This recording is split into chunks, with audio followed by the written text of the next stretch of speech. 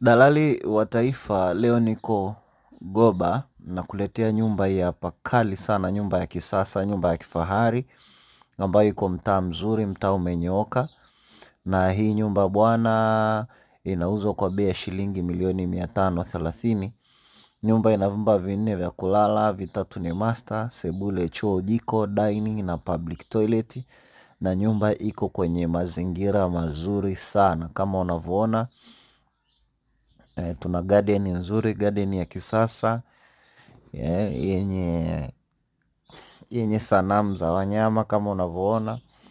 Lakini pia nyumba imejengwa katika ubora wa hali ya juu, ubora wa kisasa kabisa kama unavyoona. Mazingira ya ndani ndo haya hapa, tunaingia, hii ni corridor.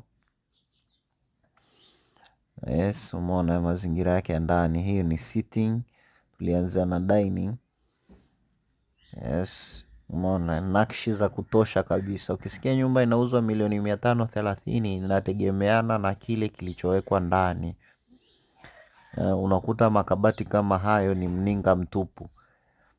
Kabati kama nani, jiko kama hili kulitengeneza, ndugu mteja wangu, ni milioni 20-25 kwa sababu ya mbao zilizotumika.